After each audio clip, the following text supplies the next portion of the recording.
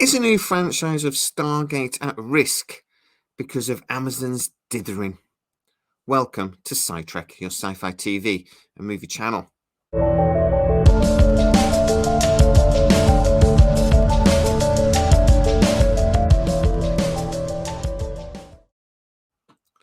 So we've been covering the revival of Stargate for well over a year. We've been lucky enough to be able to drop you guys news first and exclusive over and over again about the planned revival of Stargate and what looks like going to be a cinematic movie. But I've also been able to drop you lots of news about lots of dithering. So let's go back to the beginning on this one and recap it really quickly. Brad Wright had written a script for a pilot of the Stargate series. It was done. It was ready to go. But then we had COVID-19. Damn you, COVID-19. And we had 2 years of, well, nothing. Literally nothing. We weren't allowed even to go out. So that never got made. During that period, Amazon decided that they were definitely going to buy MGM. And not long after, really, the pandemic ended, that sale was finalized. When Amazon then went in to MGM, they found a company really not in the state that they wanted. Lots and lots of creative issues that they saw, and a business that wasn't being run in a way that they thought was appropriate or efficient. They have basically now absorbed MGM into Amazon Prime. Now, MGM really isn't a standalone company anymore. Everything it does is done through Prime. Head of MGM Pictures is Jennifer Salke. Head of MGM Movies or Film is Courtney Valentini. Now, she is a new employee by Amazon, but she's also the head of film for Amazon Prime. So really, she's just the head of Amazon Prime with really an MGM subsidiary lobbed onto the side. Now, I've also talked to you a lot, and it's been a complete roller coaster, I know, about how Amazon just couldn't decide what to do with Stargate. They could have just allowed MGM to carry on with its plan to do Brad Wright's. Now, that's what MGM initially thought they were going to be allowed to do.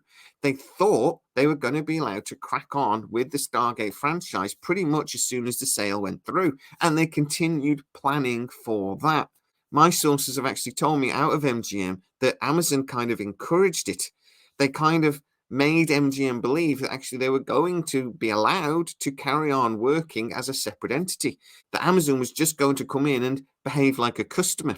Well, we found out very quickly that that just wasn't true and was never going to happen, probably.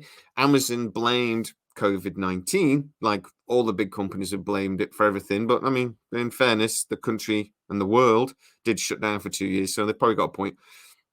But Amazon blamed that on why they had to restructure MGM and they had to absorb it into Amazon Prime. So all of those big promises were reneged on. And we are now where we are. Then Amazon disagreed constantly over whether it should be a TV series or a movie that would kickstart the new Stargate franchise. That argument went on and on. But one thing Amazon did seem to do early on, which was a good thing and celebrated and again announced first here, was they got Mark Fergus involved in the franchise. Now, very early on, they got Mark Fergus to do the Bible for the series. Now, this is a document basically that was given to companies that were then going to pitch for the Stargate franchise, companies like Bad Robot and Penguin and Parker, Mark Fergus's company. It was a document that basically tells them what Stargate is, what is the important canon for the series, what is the important points, what are the bits that make Stargate Stargate, and what are the areas that they can maybe fudge a little bit if they wanted to make changes. That Bible was given to those companies and they used it as their foundation that they then built their pitches off. Mark Fergus did that work. Mark Fergus was actually the person that came to Stargate in the first place at the end of The Expanse. Jenny Stiven has actually confirmed this on Dial the Gate. She said, after The Expanse, Amazon executive said, look, what would you like to do next, Mark? And Mark Fergus went, I'd love to take a bite out of Stargate, please. And it seemed that they were going to let him, because we were able to tell you just before Christmas that they were actually negotiating. Mark Fergus was talking to Amazon. They were trying to figure out things like budgets. Mark Fergus was asking for $10 million an episode. Amazon was saying 5. But the negotiations were going ahead, and they were probably going to drop somewhere in the region of 7 to 8. That's really a decent budget, sort of in line with what Star Trek gets. But then negotiations just stopped just before Christmas. Mark Ferguson apparently was getting a little bit frustrated over the budget negotiations. He was getting a little bit frustrated, mainly though, because, according to my sources, by the fact that Amazon wouldn't tell him what they actually wanted. Was it a movie? Was it a series? Is it going to be 10 episodes? What streaming service is then going to pick it up? Is it MGM Plus or is it Amazon Prime? What do you want? And Amazon couldn't tell him. So negotiations amicably, I'm told, ended just before Christmas. Now, the concern is, and I've shared this with you a couple of times before already, that those negotiations don't seem to have restarted. And it's now June. So what is going on? Well, I have been told by a couple of people, actually, that Mark Fergus was just asked to concentrate on God of War.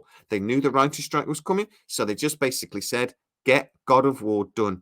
We want to be able to film that pretty much this summer, or at least start pre-production. If the writers are on strike, you can't do any more scripts, so just get them done. Get all that development work done, and we can crack on with that. At least we can get one thing going. Rather than having 2 projects half done, we want one done.